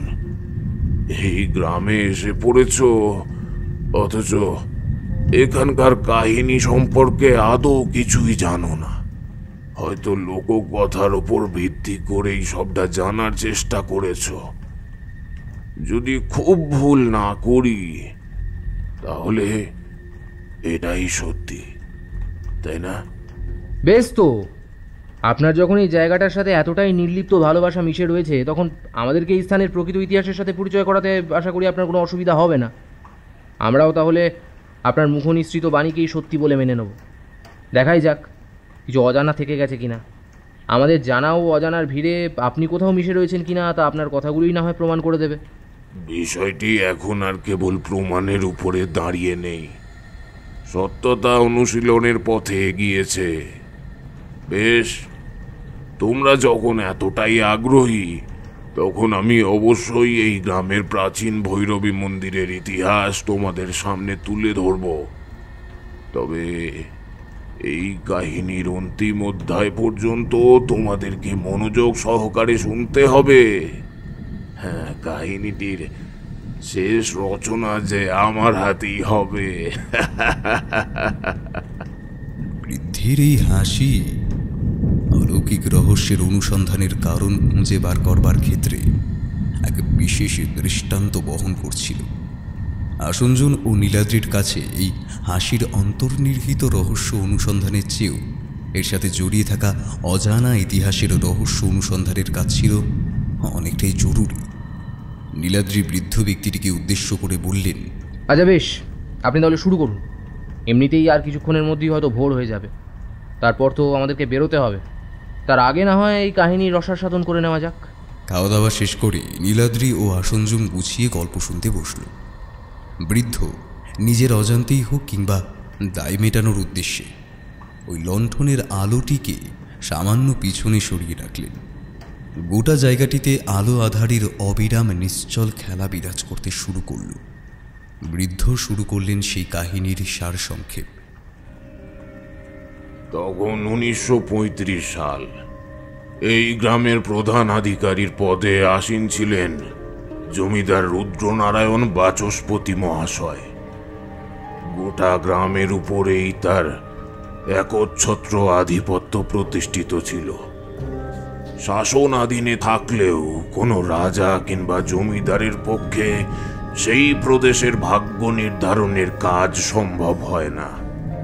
সকলের ভাগ্য নির্ধারণ করেন স্বয়ং ঈশ্বর। তার এই ক্ষমতার কথা আমরা কিছুতেই মানতে চাই না। আসলে অদৃশ্য কোনো কিছুর সঙ্গেই আমাদের তেমন কোনো যোগসূত্র স্থাপনের ইচ্ছে কিংবা অনুভূতি বিরাজের ক্ষমতা রচিত হয় না। প্রভাবান্বিত সমাজের বুকে এই রুদ্রগড়ের চরিত্রটিও কিছুটা সেইভাবেই আলোকপাত করেছিল। এই গ্রামের মানচিত্রে নতুন ইতিহাসের আলেখ্য সংযোজনের অধ্যায় রচনা করেছিলেন জমিদার রুদ্রনারায়ণ বাচস্পতি। এই ঘটনাটা আমি শুনেছিলাম এই গ্রামেরই এক ব্যক্তির কাছ থেকে। তিনি ভৈরবী মায়ের শ্রেষ্ঠ ভক্ত ছিলেন। জমিদার বাড়ির মানুষজনের কাছেও তার অবাধ বিচরণ ছিল। তিনি এক বিশেষ স্বাধীন চেতা জীবনযাপনের তাবেদারিত্ব উপভোগ করতেন। ওর নাম ছিল ভক্ত বামাশঙ্কর। তবে তাঁর আবির্ভাব ঘটেছিল বেশ অনেককাল পরে। গ্রামের শান্তি হঠাৎ বিঘ্নিত হয়ে যায় যখন মহামারীর কবলে পড়ে গোটা গ্রাম। কাতারে কাতারে মানুষ মারা যেতে শুরু করেন। মৃতদেহের এই স্তূপের ওপরে ভিত্তি করে গ্রামের আশু পরিস্থিতি নিয়ন্ত্রণের কাজ অনেকটাই কঠিন হয়ে পড়েছিল। জমিদার রুদ্রনারায়ণ ঈশ্বরে বিশ্বাসী হলেও মূর্তি পূজায় তেমন ভাবে বিশ্বাসী ছিলেন না। তার কাছে ঈশ্বর চিন্তার অর্থ ছিল সততার সঙ্গে সমাজের ক্রিয়াকর্মের সাথে যুক্ত থেকে নিজের উন্নতি সাধন, সেই সঙ্গে দশের উন্নতি বিধান। এই কাজে ভিন্ন ভিন্ন শ্রেণীর মানুষেরা ভূমিকা পালন করতেন। সমাজকর্তাদের ভিড়ের মধ্যেও তিনি কখনোই নিজের ন্যায় নীতি পরায়ণতাকে হেরে যেতে দেননি। কেউ কেউ এটাকে তাঁর আত্ম অহংকার বলে দাবি করতেন, আবার কারুর কাছে এটা ছিল জমিদারি পরম্পরার এক পুরুষানুক্রমিক দিক। তবে গ্রামের ওই মহামারীর ঘটনা একে একে শত শত মানুষের প্রাণ হরণ করতে শুরু করলে জমিদার রুদ্রনারায়ণের অহংকারে আঘাত লাগে। গ্রামের মানুষেরা সকলেই জমিদারকে তার ঔদ্ধত্যের জন্য আঘাত করতে থাকে। গ্রামের পরিস্থিতি নিয়ন্ত্রণের বাইরে চলে যায়। জমিদার গ্রাম ত্যাগ করে অন্যত্র চলে যাওয়ার সিদ্ধান্ত নেন। গ্রামে মহামারীর প্রকোপে নিজেদের জীবন রক্ষার কাজও অনেক বেশি কঠিন হয়ে দাঁড়িয়েছিল। কিন্তু সেই সময়েই বাদ সাধলেন এই ভৈরবী শক্তি। দেবী ক্ষেপঙ্করীর স্বপ্নাদেশ পেলেন জমিদার রুদ্রনারায়ণ। দেবী তাকে স্বপ্নাদেশ দিয়ে বলেছিলেন, আমি এই গ্রামের রক্ষা কবচ হিসাবে বিরাজিত থাকব। নদী ঘাটের পূর্ব প্রান্তে জমির নিচে আমাকে পাবি। এই গ্রামে আমার পূজা না হলে আমি এই গ্রামকে মহামারীর প্রকোপ থেকে মুক্ত করতে পারবো না। তুই ঈশ্বরে বিশ্বাসী হয়েও কোনোদিনও শাক্তমতে দেবী শক্তির আরাধনায় ব্রতী হোসনি, অথচ তোর স্ত্রী তোর অজান্তেই মহামায়ার আবাহন করে চলেছে, তা তুই কোনোদিনও টের পাসনি। আজ ওর ভক্তির দ্বারা পরিপুষ্ট হয়েই আমি তোদের পরিবারকে এখনো অক্ষুণ্ণ রেখেছি। তবে আমি চাই তুই এই গ্রামের ঈশান কোণে আমাকে প্রতিষ্ঠা কর। মন্দির নির্মাণের কাজ যেন শীঘ্রই শুরু হয়।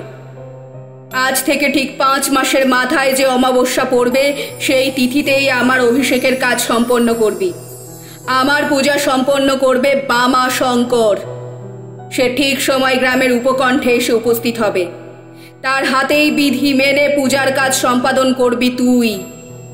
জমিদার রুদ্রনারায়ণের কাছে এই স্বপ্নাদেশ কোনো সাধারণ ঘটনা ছিল না। এর আগে তিনি কোনোদিনও এইভাবে নিজের আত্মতুষ্টির চিন্তা করেননি।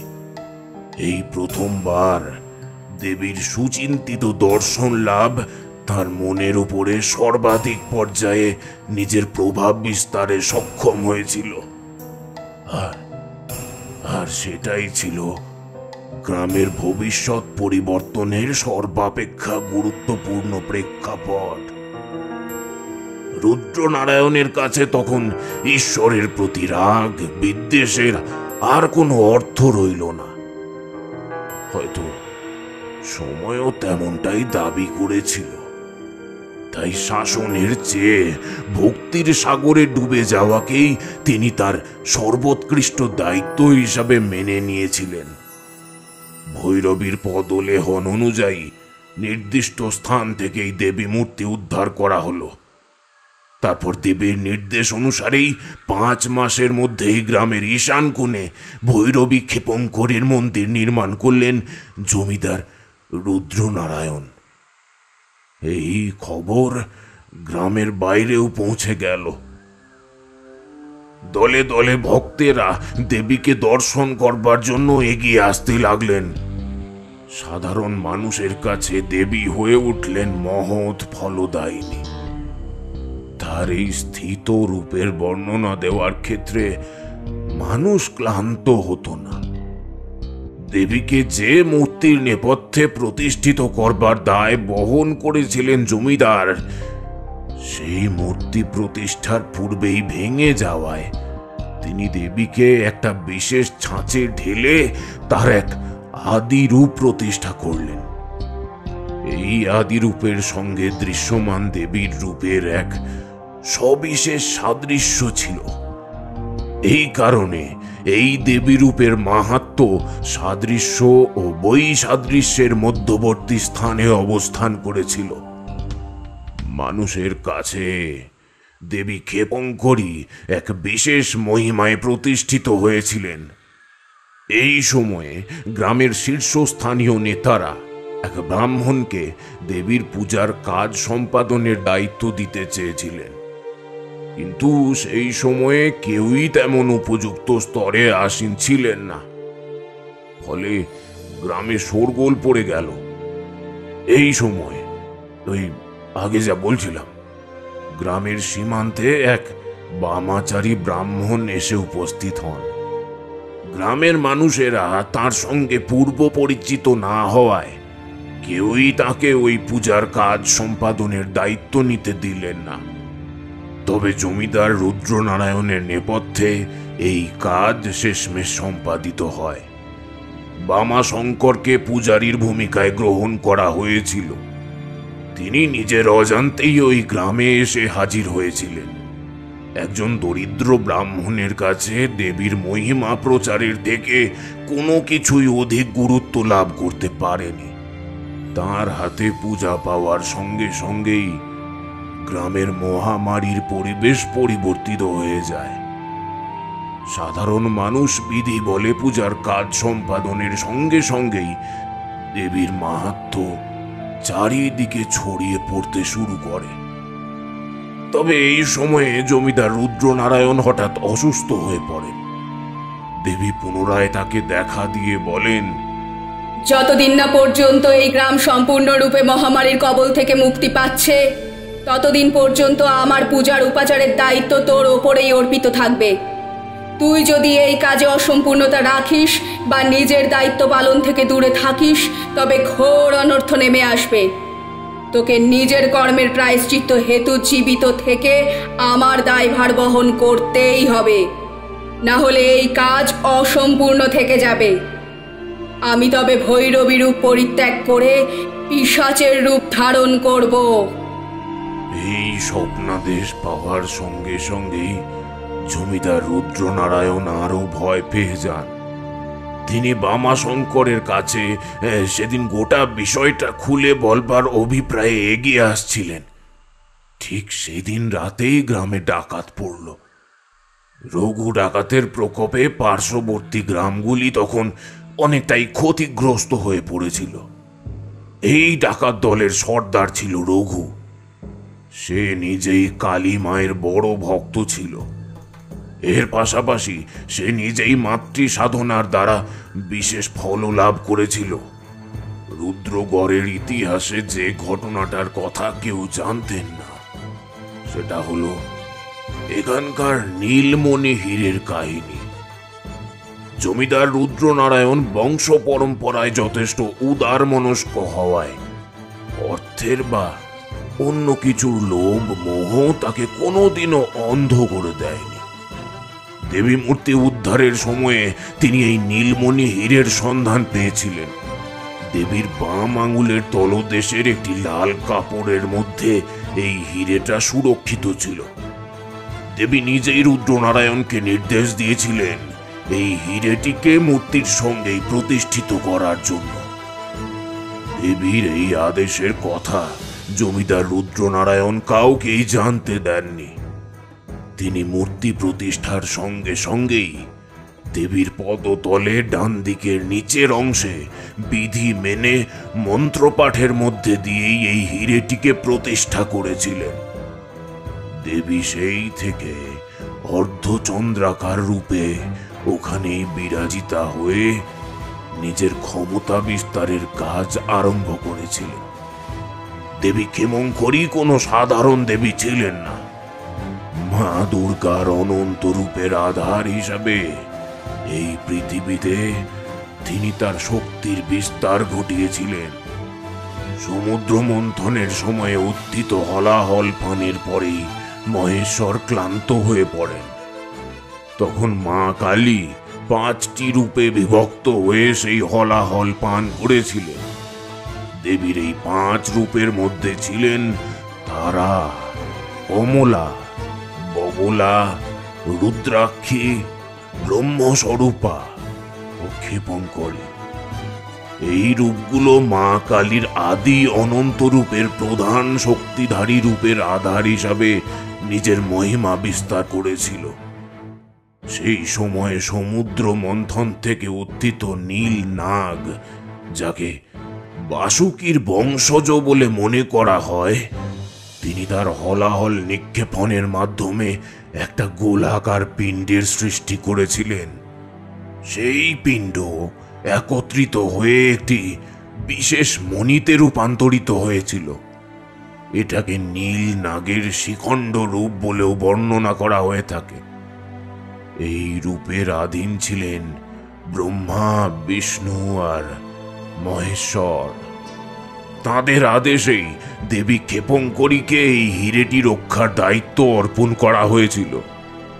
দেবীর শীর্ষ দেশে এটা জায়গা পেয়েছিল। ভগবত পুরাণের 10ম শাখায় এই ইতিহাসের কথা উল্লেখ আছে। পরে খুব সামান্য জায়গাতেই এই দেবীর পূজার বিধি প্রচলিত হয়। তবে মর্তে আগমনের পরেই দেবীকে সাধারণ রূপ পরিত্যাগ করে ভৈরবীর মূর্তি ধারণ করতে হয়েছিল। এই কারণে তিনি শক্তি স্বরূপিণী জ্যোতির্লিঙ্গের একটা আদি অকৃত্রিম রূপ হিসাবেও বিরাজিতা। এই গ্রামে দেবীর মাহাত্ম্য প্রতিষ্ঠার ক্ষেত্রে এটি ছিল সর্বাপেক্ষা গুরুত্বপূর্ণ ঘটনা। কারণ দেবীকে মর্তধামে তান্ত্রিক মতে পূজা করার বিধি প্রচলিত ছিল। তাই একমাত্র বামাচারী ব্রাহ্মণের পক্ষেই এই পুজোর কাজ সম্পাদন করা সম্ভব ছিল। দেবী তাই শাক্ত মতে আসক্ত এই বামাচারীকেই পূজার দায়িত্ব অর্পণ করেছিলেন। সেদিনও ছিল এমনই একটা অমাবস্যা। জমিদার রুদ্রনারায়ণ মন্দিরের দিকে এগিয়ে আসছিলেন। সেই রাতেই দেবীর অভিষেকের কাজ সম্পাদন করছিলেন বামাশঙ্কর। মন্ত্রোচ্চারণের শব্দ দিকে দিকে বিস্তার লাভ করছিল। দেবীকে জবা ফুলের শাড়িতে সুন্দর সুশোভিত রূপের বর্ণমালায় সুসজ্জিত করে রাখা হয়েছিল। তান্ত্রিক বিধি মতে বামাশঙ্কর একটি লাল বস্ত্র পরিধান করেছিলেন। গলায় রুদ্রাক্ষের মালা পরিহিত ছিল। তিনি মন্ত্রপাঠ করছিলেন আর তার সঙ্গে সঙ্গে যজ্ঞের আগুনে ঘি অর্পণ করছিলেন। ঠিক সেই সময়েই হই হই শব্দে ডাকাতেরা গ্রামের সীমান্তে আছড়ে পড়ল। একাধিক গ্রামবাসীকে হত্যা করতে লাগলো ডাকাতেরা। রঘু ডাকাত একে একে কুঠারের আঘাতে সাধারণ মানুষের প্রাণ হরণ করে মন্দিরের দিকে এগিয়ে আসতে লাগলো। এই পর্যন্ত বলে বৃদ্ধ থামলেন। খুকখুকে কাশি কেশে উঠলেন। নীলাদ্রি জলের গ্লাসটি বৃদ্ধের দিকে এগিয়ে দিতে তিনি বললেন, আমার কথাগুলোর সারবস্তু আন্দাজ করতে পেরেই বুঝি জলের গ্লাসটা এগিয়ে দিলে। গল্পের মোড় পরিবর্তনের সময় এসেছে যে তোমাদের কি তর সইছে না? বৃদ্ধ জলের গ্লাস থেকে 2 ঢোক জল গলায় ঢেলে নিলেন। এরপরে নীলাদ্রির মুখের দিকে তাকিয়ে গল্পের পরবর্তী কাহিনীর অগ্রে মনোনিবেশ করলেন। রঘু ডাকাত এসে দাঁড়ালো মন্দিরের দরজায়। কুঠারে লেগে থাকা রক্তগুলো চুঁয়ে চুঁয়ে মাটিতে পড়তে লাগলো। হুঙ্কার দিয়ে উঠল রঘু। তার পিছনে থাকা চেলাগুলো সজোরে ধাক্কা মারতে লাগলো মন্দিরের দরজায়। তাদের হুঙ্কারের শব্দ প্রতিধ্বনিত হয়ে উঠল চারদিকে। ভয়ে বেদি পরিত্যাগ করলেন বামাশঙ্কর। রঘু গর্ভগৃহে প্রবেশ করল। উচ্চ স্বরে বলল, সরে যা, না হলে আজ কিন্তু তুইও শেষ হবি। বামা শঙ্কর দেবীর সামনে দাঁড়িয়ে হাত জোর করে প্রার্থনা করলেন, না না, এমনটা করবেন না, দয়া করে দেবীকে স্পর্শ করবেন না। আজকে দেবীর অভিষেকের দিন। এই মধ্য প্রহরে দেবীকে স্নান করিয়ে লাল বস্ত্র পরিয়ে তাকে বরণ করতে হবে। এতকাল ধরে এই বিধি মেনে আসছে রুদ্রগড়। আপনারা দেবীকে স্পর্শ করলে কোপ পড়বে, সর্বনাশ হয়ে যাবে আপনাদের। দয়া করুন, আপনারা দয়া করুন, আমাকে শুধু শুধু পাপের ভাগীদার বানাবেন না। আপনাদের কি চাই? আপনাদের যা দরকার আপনারা সেই বিষয়ে গ্রামের জমিদার মশাইয়ের সাথে কথা বলতে পারেন। এই মূর্তি স্বপ্নাদেশ প্রাপ্ত। এই মূর্তির স্পর্শের সাথে সাথেই ঘোর অভিশাপ নেমে আসবে। আপনারা কেউ তো আন্দাজ করতেও পারছেন না। বামা শঙ্করের কথাগুলোর প্রতি বিন্দু মাত্র কর্ণপাত করল না ডাকাতির দল। ডাকাত সর্দার রঘু বলল, এ বেটা বলে কি রে, রঘু ডাকাত নাকি জমিদারের সঙ্গে সলা পরামর্শ করবে, তারপরে নাকি তার ইচ্ছে পূরণ হবে। ওই সব দিন গেছে রে। এখন আমরা আর মানুষের দয়ায় বেঁচে নেই। এখন আমরাই মানুষকে দয়া করি। তারা আমাদের কাছে নিজেদের প্রাণের ভিক্ষা চায়। আমাদের করুণার উপরেই তাদের জীবন চলে রে। এই গ্রামের মানুষগুলোর জন্য আমরাই আছি, আমরা চাইলে এক্ষুনি সকলের প্রাণ হরণ করতে পারি। এসব দেবী টেবি আমাদের দেখাতে আসিস না। আমি একটা দেবীকেই মানি, আর তিনি হলেন মা কালী। ওর পায়ে বলি নিবেদন করেই কাজে বেরিয়েছি। এই কাজ উদ্ধার হবেই। ওর আশীর্বাদ আছে আমাদের সঙ্গে। তুই কেন, স্বয়ং জমিদারও আমাদের কিছুই করতে পারবে না। ইতিমধ্যেই মন্দিরের বাইরে এসে উপস্থিত হয়েছিলেন জমিদার রুদ্রনারায়ণ। তিনি এই অহংকারের বাণী শোনা মাত্রই অজান্তেই মন্দিরে প্রবেশ করলেন, আর সঙ্গে সঙ্গেই ডাকাত দল তাকে ঘিরে ধরল। বামা শঙ্কর কোনো উপায় না দেখে জমিদার বাবুকে ইশারা করতেই রঘু ডাকাত বিষয়টা আন্দাজ করতে পারল। রঘু কুঠার দিয়ে আঘাত করল জমিদারের ডান হাতে। কনুইয়ের অংশটি কেটে পড়ে যেতেই ফিনকি দিয়ে রক্ত বেরোতে শুরু করল। ডাকাতের বুকের বেশ কিছুটা অংশ লাল রক্তের চাদরে ঢাকা পড়ে গেল। যন্ত্রণায় মাটিতে লুটিয়ে পড়লেন জমিদার রুদ্রনারায়ণ। ডাকাত দলের সকলে হই হই করে উঠল। তাদের কাছে এটা ছিল পরম আনন্দের মুহূর্ত। রঘু এরপর জমিদারের বুকে পা রেখে বলল, এই হাত দিয়ে তুই মূর্তিটিকে তুলে নিয়ে এসেছিলিস না? সেদিন থেকে আমার এই মূর্তির দিকেই নজর ছিল। কি ভেবেছিলিস ওই হীরের উপর কেবল তোর অধিকার রয়েছে? এই জঙ্গলের উপরে কেবলমাত্র আমাদের একচ্ছত্র অধিকার রয়েছে। আমরাই এই গোটা জায়গাটার উপরে নিজেদের ক্ষমতা প্রতিষ্ঠিত করে রেখেছি।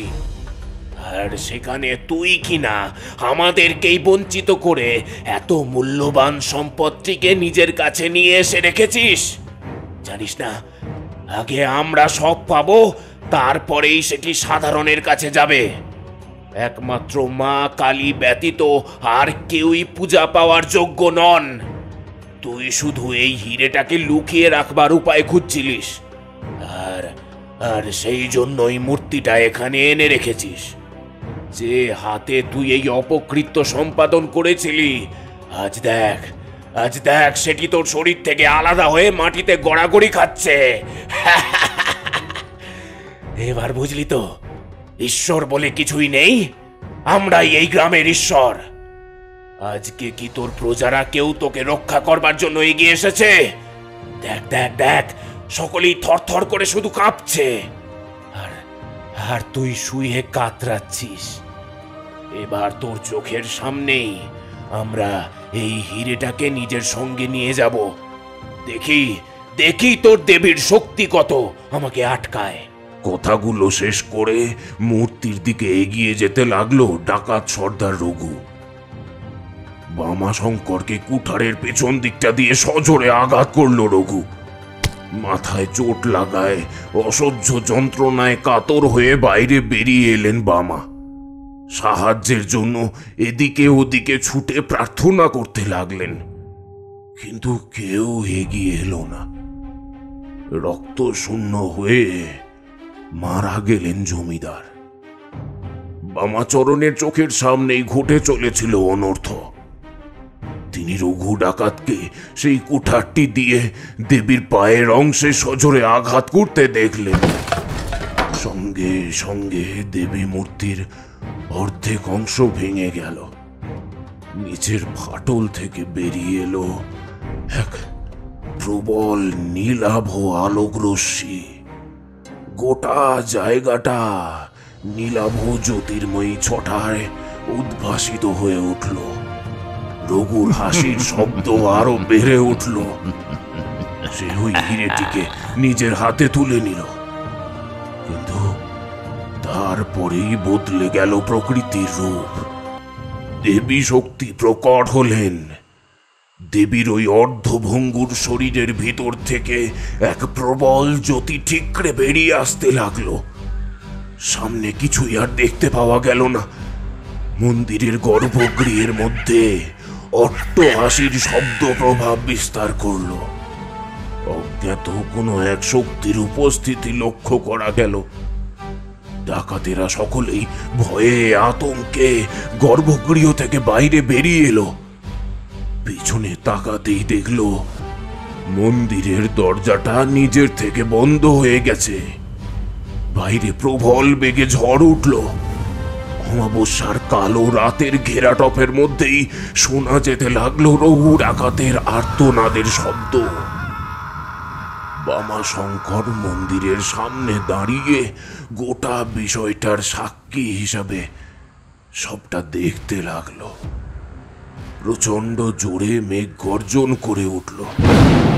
সঙ্গে সঙ্গে গর্ভগৃহের দরজা খুলে গেল।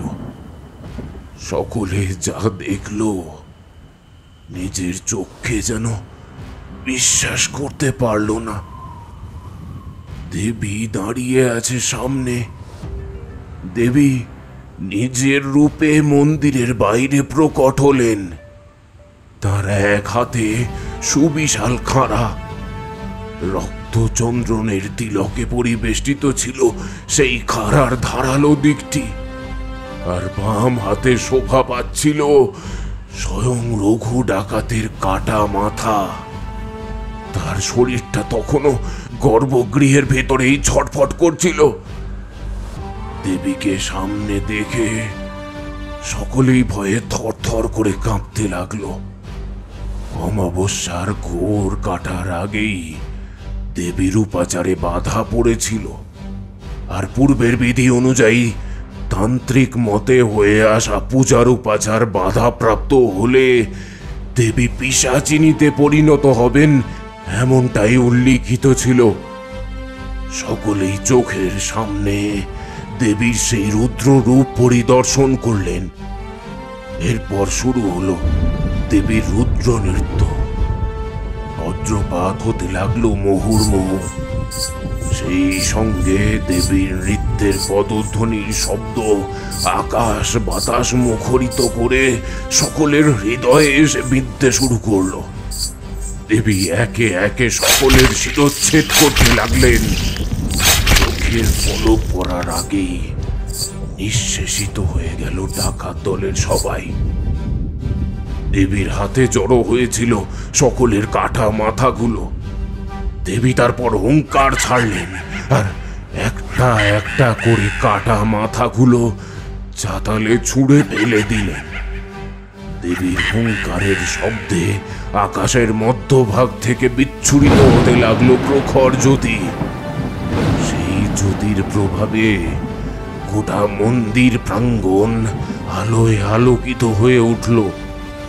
দেবী বামা শঙ্করকে উদ্দেশ্য করে বললেন, তুই আমায় একদিন শরণ দিয়েছিলিস, আজ তাই তুই শরণ পেলি, না হলে আজকে তোরও বলি চড়াতাম। এই গ্রাম কোনোদিন আমার শক্তি ও ঐতিহ্যকে মেনে নেয়নি। জমিদারের আত্মহংকার আজ ওর পতনের কারণ হয়েছে। ওর মৃত্যু নিশ্চিত ছিল। এই ডাকাতেরা আমাকে স্পর্শ করেছে, আমাকে কলুষিত করেছে। আমি এখন থেকে পোড়া ভৈরবী হিসাবে এই স্থানে বিরাজ করব। আমার শরীর থেকে নির্গত হওয়া তেজ ও রশ্মির দ্বারা এই মন্দির ভস্মীভূত হবে। আমি এখানে পিশাচিনী হিসাবে বিরাজ করব। তবে এই হীরা আমার কাছেই থাকবে। তুই আমাকে পূজা করলেও আমার মান অক্ষুণ্ণ রাখতে পারিসনি, তাই আজ থেকে তোর ওই 2 হাত কাজ করবে না। পঙ্গু হয়ে ওই অশ্বত্থ গাছের তলায় বেঁচে থাকবি তুই। আজ থেকে এই গ্রামের ওপরে অভিশাপ নেমে আসবে। এতদিন আমি এই গ্রামকে রক্ষা করে এসেছি, কিন্তু আজ থেকে যে বা যারা অমাবস্যার দিন এসে আমার এই হীরের দিকে কুদৃষ্টি ফেলবে, আমি তাদের শির এইভাবেই আলাদা করে দেব। এইভাবে আমি এই মন্দিরকে ঘিরে থাকব। আকাশবাণী হওয়ার সঙ্গে সঙ্গে এক তীব্র জ্যোতিতে ভরে উঠল চারদিকটা। মন্দিরের গায়ে আগুন ধরে গেল। দাউ দাউ করে জ্বলতে শুরু করলো আগুন। গ্রামবাসীরা ছুটে এলো, কিন্তু অনেক চেষ্টার পরেও সেই বন্যি শিখা নিভল না। মন্দিরের পুরো গাত্র পুড়ে গেল। বামা নিজের অচলায়তন শরীরটিকে নিয়ে গোঙাতে লাগলেন। এরপর গ্রামবাসীরা তাকে ধরে নিয়ে এই অশ্বত্থ গাছের তলাতেই শুইয়ে দিলেন।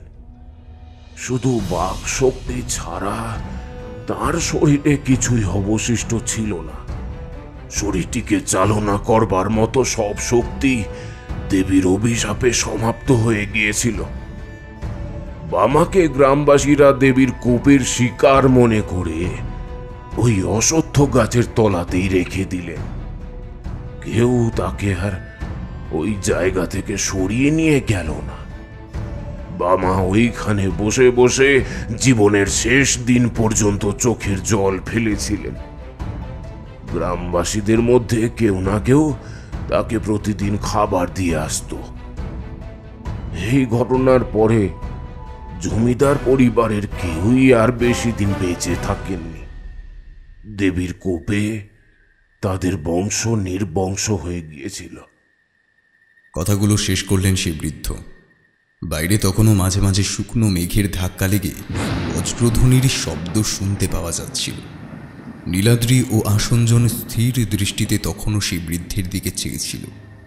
আসঞ্জনের চোখ দুটো দিয়ে 2 ফোঁটা জল গড়িয়ে পড়ল। দুঃখের চেয়েও ভয় ছিল পরবর্তী। ডাকাতদের পরিণতির কথা মাথায় আসতেই সব কিছু পরিবর্তিত হয়ে গেল। তাদের সাথে এখনো কিছু কেন হয়নি এই বিষয়টা মাথায় আসলেও মুখ খুলতে চাইল না দুজনের কেউই। নীলাদ্রি বলল, অনেকদিন আগের ঘটনা এটা। এখন এইসব নিয়ে তেমন কেউ আর সেভাবে মাথা ঘামায় না হয়তো।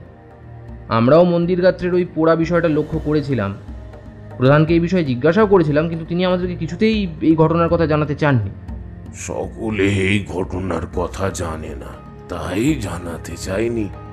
আসঞ্জন আকাশের দিকে তাকিয়ে দেখল কয়েক ঘন্টার মধ্যেই ভোরের আলো ফুটে উঠবে। সে বৃদ্ধকে উদ্দেশ্য করে কিছু একটা বলতে যাচ্ছিল, কিন্তু নীলাদ্রির দিকে তাকাতেই বিষয়টিকে নিজের অন্তরেই রেখে দিয়ে বলল, অনেক ধন্যবাদ আপনাকে। তাহলে আমরা এখন উঠি, রাত তো প্রায় শেষ হয়ে এলো। ওদের দুজনের চোখে মুখেই এক অদ্ভুত ভয় কাজ করছিল। বৃদ্ধের ওই সন্দিগ্ধ দৃষ্টি তাদের অন্তরটিকে ক্ষত বিক্ষত করে দিতে লাগলো। তারা যত শীঘ্র সম্ভব জায়গাটি ছেড়ে বেরিয়ে যাওয়ার পরিকল্পনা করতে লাগলো। তারা বৃদ্ধের সাথে আলাপচারিতা শেষ না করেই দরজার দিকে এগিয়ে গেল।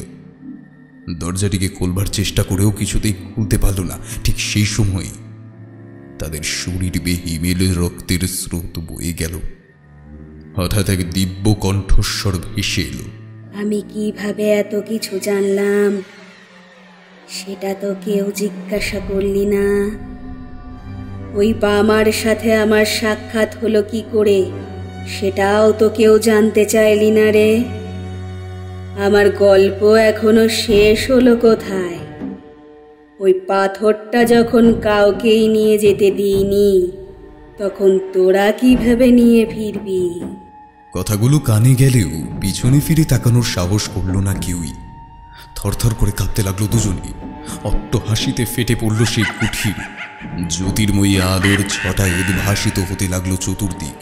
আসনজন বিষয়টি আন্দাজ করতে না পেরে পিছনে ফিরতেই দেখল বৃদ্ধের স্থানে দাঁড়িয়ে রয়েছেন দেবী স্বয়ং।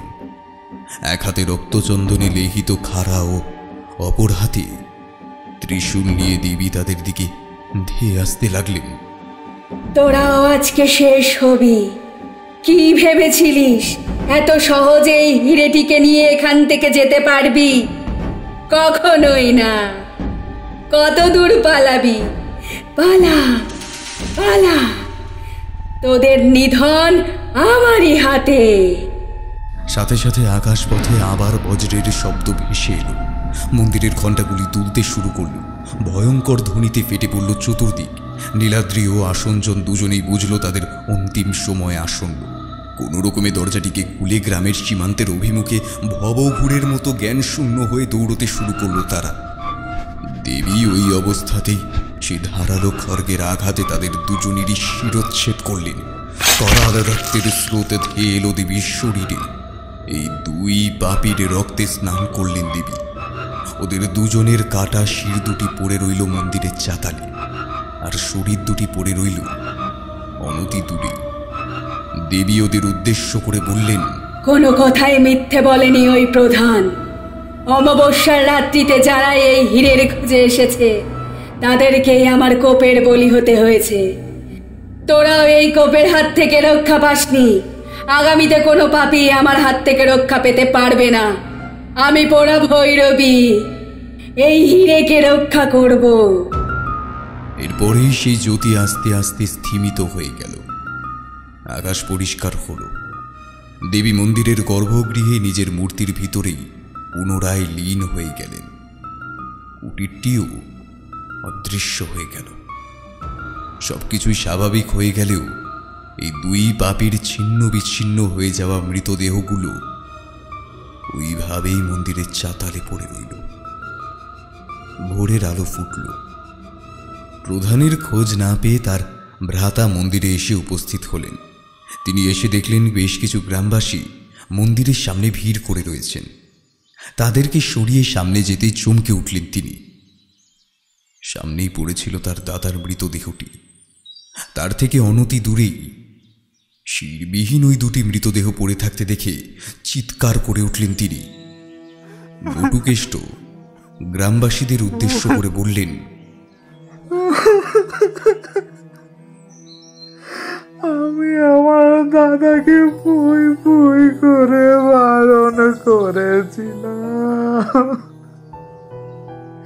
এই দুই আগন্তুককে আশ্রয় দেওয়ার ফলে এমনি অঘটন ঘটেছে। ওনারা নির্ঘাত দেবী মূর্তির সেই মূল্যবান সম্পদটিকে চুরি করতে এসেছিলেন, আর সেই কারণেই হয়তো এদের মৃত্যু হয়েছে। কিন্তু দাদার মৃত্যুর কারণ আমি জানি। তিনি অজান্তে এই দুই পাপীকে শরণ নিয়েছিলেন। তাই ওনার গ্রামের ফল ভোগ করছেন তিনি।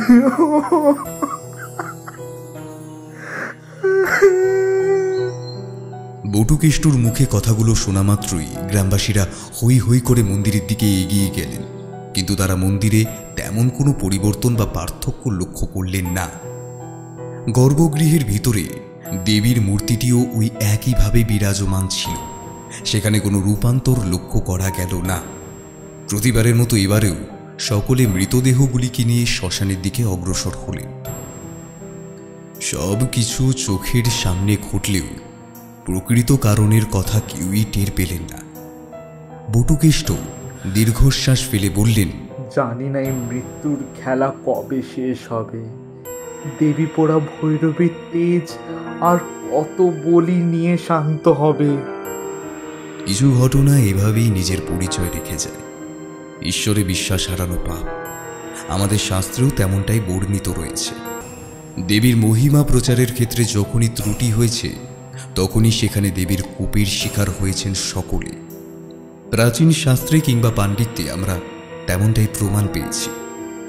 রুদ্রগড়ের ইতিহাসও কিছুটা তেমনই ছিল। এর অন্তরে নির্হিত থাকা রহস্যের অনুসন্ধানের কাজ এতটাও সহজ ছিল না। তবে এরপরে আর কেউই অমাবস্যার রাতে দেবী মন্দিরে যাওয়ার সাহস দেখায়নি।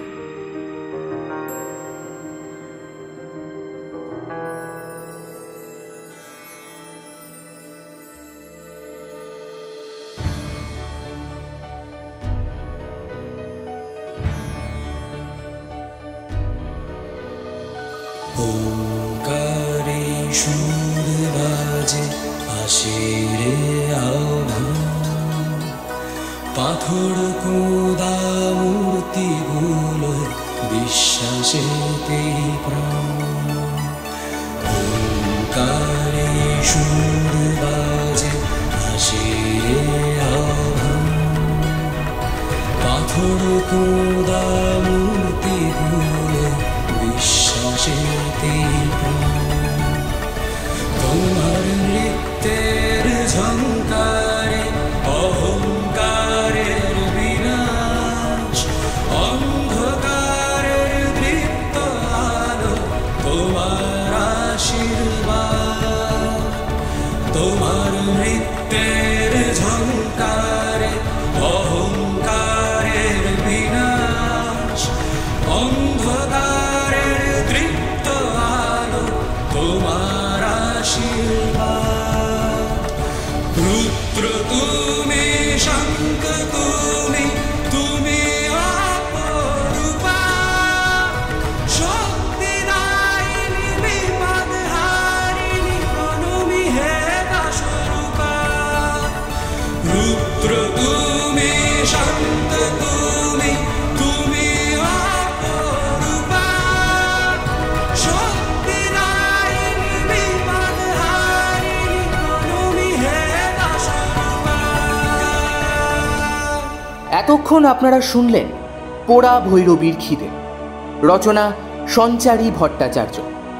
আমাদের কাজ যদি আপনাদের ভালো লেগে থাকে এই ভিডিওটিতে একটি লাইক করে দেবেন এবং আমাদের চ্যানেলটি সাবস্ক্রাইব করে আমাদের পাশে থাকবেন। আর হ্যাঁ, বেল আইকনে ক্লিক করতে ভুলবেন না। আমাদের আপকামিং সমস্ত গল্পের নোটিফিকেশন আপনারা পেয়ে যাবেন সবার আগে। আর অবশ্যই গল্প সম্পর্কে আপনাদের মতামত আমাদের জানাতে পারেন কমেন্টের মাধ্যমে। আগামী সপ্তাহে আবার ফিরে আসবো আরও একটি রোমাঞ্চকর দুর্দান্ত গল্প নিয়ে। সবাই সুস্থ থাকবেন, ভালো থাকবেন। শুভরাত্রি।